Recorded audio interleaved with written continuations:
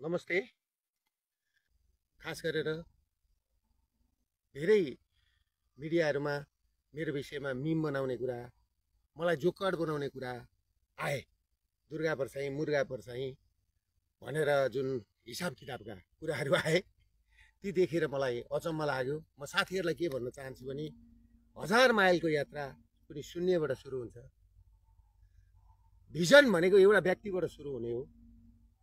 यात्रा भनेको पनि एउटा व्यक्तिले नै सुरु गर्ने हो र यस्ता अप्ठ्यारा कुराहरू एउटा व्यक्तिबाटै सुरु हुन्छ र एउटा व्यक्तिबाटै विचार हुन्छ। र दुर्गा परसाई केवल दुर्गा परसाई होइन, आज दुर्गा परसाई एक घर घर दुर्गा, हर हर दुर्गा, घर घर दुर्गा भएको छ। दुर्गा भनेको विचार हो, म होइन, म एउटा व्यक्ति मात्रै हो। त्यसले गर्दाखेरि म तपाईँहरूसँग के भन्न चाहन्छु भने म भागेको होइन। मैले 2टा केसमा म भागिनँ। यो केसमा म जोगिएको मात्रै हो, किनभने म रहेँ भने यो अभियान सफल हुन्छ, यो जनविद्रोह सफल हुन्छ। म नै रहेन भनेदेखि यो जनविद्रोह त्यत्तिकै दबाएर जान्छ। किनभने पेरुको कहानी म तपाईँलाई पेरुलाई लान चाहन्छु। पेरुमा जब गोन्जालोलाई पक्रेर मारियो, त्यस पछाडि पेरुको जनविद्रोह सकियो। त्यसले गर्दाखेरि म पेरुको गोन्जालो भन्न चाहन्न, म नेपालीहरूको एउटा लिडर भन्न चाहन्छु। नेपालीहरूलाई तपाईँको चाहिँ नि बचाउन चाहन्छु, नेपाल बचाउन चाहन्छु। त्यसले गर्दाखेरि म तपाईँहरूलाई एउटा कुरा के भन्छु भने, म भन्दै गर्दा जुन 15 गते तपाईँको चाहिँ नि एकजना पत्रकार समथिङ रगत रजक र एकजना सबिन महर्जनको जुन मृत्यु भयो, त्यसमा म हार्दिक श्रद्धाञ्जली भन्दै उहाँहरूको परिवारलाई पढाउनलाई, उहाँहरूको बच्चाहरूको भविष्यको लागि म दुईटै परिवारलाई 5-5 लाख रुपियाँ दिने घोषणा पनि गर्दछु।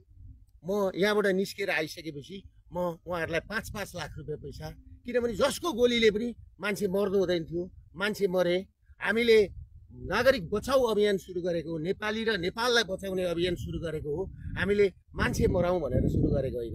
त्यसले गर्दाखेरि म तपाईँहरूलाई एउटा कुरा के भन्न चाहन्छु भने, त्यो सँगै उहाँहरूलाई 5-5 लाख रुपियाँ घोषणा गर्दै गर्दा सरकारले दिन्छ दिँदैन मलाई थाहा छैन, तर म चाहिँ दिन्छु। र त्यो सँगसँगै म अर्को कुरा के भन्न चाहन्छु भने, म भागेको छैन। मलाई त्यो दिन तपाईँहरूले अहिले सम्पूर्ण भिडियोहरू आइसके, कस्ता मान्छेहरूले कहाँबाट घरका छतबाट कसरी ताकेर बसेर छन्। र केही मेन स्ट्रिमका मिडिया, 12 भाइ मिडिया जो युरोपियन युनियनको पैसाबाट चलेका छन्, यिनीहरूको काम हिजोदेखि के भयो भन्दाखेरि युएसआइडी र युरोपियन युनियनको पैसा खाएर देशमा तपाईँको चाहिँ नि धर्म परिवर्तन गराउने, हिन्दू शब्द हटाउने, धर्म सापेक्ष मुलुकलाई धर्मनिरपेक्ष बनाउने र हिन्दूको विकल्पमा अरू धर्महरू ल्याएर हाम्रो देशलाई नाश गरियो। त्यसले गर्दाखेरि धर्म रक्षते रक्षत भन्छ। धर्मलाई हामीले रक्षा गर्यौँ भने हामीलाई पनि धर्मले रक्षा गर्छ भन्ने युक्कानका साथ म अघि बढेको छु।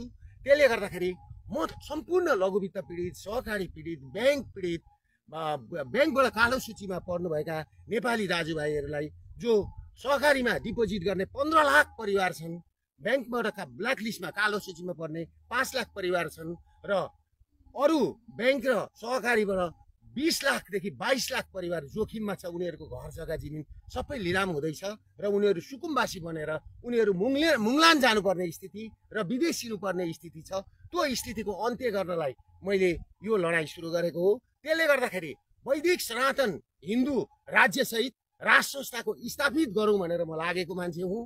म भाग्न जन्मेको होइन, तर म विवश भएर, किनभनेदेखि प्रचण्ड, केपी ओली दुईजना बसेर अरू एकजना राजावादी हुँ भन्ने पार्टीकै व्यक्ति बसेर, म यो भोलि पर्सि सार्वजनिक गरौँला, उहाँहरूको एउटा डिसिजन के भयो भन्दाखेरि 15 गतेको आन्दोलनलाई डिसमिस बनाउनुपर्छ र दुर्गा परसाईलाई चाहिँ एउटा पागल जस्तो बनाउनुपर्छ, जोकर बनाउनुपर्छ र दुर्गा परसाईबाट यो आन्दोलन हुँदैन भनेर जुन नेतृत्व हत्याउने कोसिस नेपालमा भइरहेको छ, त्यसमा तपाईँहरू नलाग्नु होला।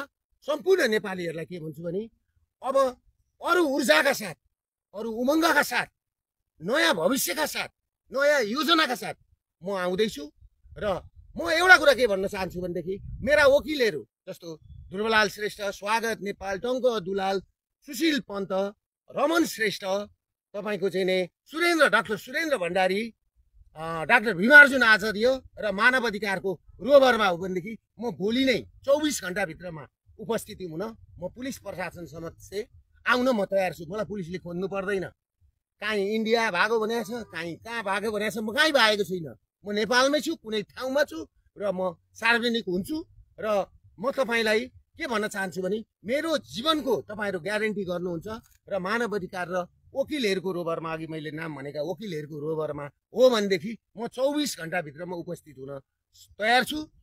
र तपाईँहरूले के भएको थियो कुरा भन्दाखेरि 15 गतिको आन्दोलन गर्नुभन्दा अगाडि 13 गतिको दिन सिडिओ कार्यालयमा सिडिओ साहब, काठमाडौँ जिल्लाको सिडिओ साहब र काठमाडौँ जिल्लाको एसएसपी साहब र एसपी साहब अनि एकजना डिएसपी साहब बसेर के भएको थियो भने शान्तिपूर्ण आन्दोलन गर्ने भनेर भनेको थियो। तर हामी स्टेजमै पुग्न नपाइकन हाम्रो र म स्टेजमा पुग्नुभन्दा 15 मिनट अगाडि नै तपाईँको चाहिँ घरका छतबाट टियर ग्यास गोली बर्साइए र नेसनल गाना, नेसनल एन्थम जस्तो तपाईँको राष्ट्रिय गान गाउँदै तपाईँको चाहिँ त्यहाँ टियर ग्यासहरू खस्न थाले। भनेपछि यो आन्दोलनलाई उग्र बनाउने काम कसले गरेको? पुलिस प्रशासनले हो। म सिडिओ साहबलाई प्रश्न गर्न चाहन्छु। दिल्लीका एसपी साहब, एसएसपी साहबलाई मैले भनेको थियो शान्तिपूर्ण गरौँ, शान्तिपूर्ण गर्ने भनेर मैले भन्दै तपाईँहरूले किन गोली बर्साउनु भयो? तपाईँहरूले टियर ग्यास किन हान्नुभयो राष्ट्रिय गान बसेको ठाउँमा? त्यसले गर्दा यसको जिम्मेवारी काठमाडौँका सिडिओ, काठमाडौँका एसएसपी र काठमाडौँ चलाउने हाँक्नेले यसको जिम्मेवारी लिनुपर्छ। र तपाईँले अर्को कुरा के बुझ्नुहोस् भनेदेखि यो के भन्छ, डेट एक्सपायर भएका अश्रु ग्यास फ्याँकिया छन्। किन फ्याँकिए डेट एक्सपायर भएका अश्रु ग्यास? किनभने हाम्रो प्लान के थियो भने त्यो दिन हामी घोषणा सभा थियो। हामीले 3:46 हाम्रो घोषणा सभा गरेर हामीले एउटा अल्टिमेटम दिएर अनि हामी बिदा हुने भनेर हामीले सबै कुरा मिलाएर आएको ठाउँमा तपाईँहरूले पहिल्यै गोली घरमा मान्छे चढाएर गोली पड्काएर तपाईँको चाहिँ नि अश्रु ग्यास फ्याँकेर तपाईँहरूले जुन काम गर्नुभएको छ यो उत्पीडन सर्वहारा वर्ग भुइँ मान्छे जो पीडित छन्, ब्याङ्कले थिचोमिचो परेर लघुवित्त सहकारीबाट चाहिँ घरबार विहीन भएका मान्छेमाथि जुन तपाईँहरूले बर्बर चाहिँ अत्याचार गर्नुभएको छ त्यसको त क्षम्य हुने स्थिति छैन। आज बम्बईका कोठीदेखि भारतका विभिन्न कोठीहरूमा नेपाली चेलीहरूले कसरी पठाएको पैसा त्यो पनि रेमिटेन्स, त्यो पनि तपाईँहरू तस्करहरूकै खल्तीमा गएको छ। र खाडी मुलुकमा नारकीय जीवन बिताएका हाम्रा दाजुभाइ चेलीबेटीहरूको पैसो रेमिटेन्स तपाईँहरूकै खातामा गएको छ।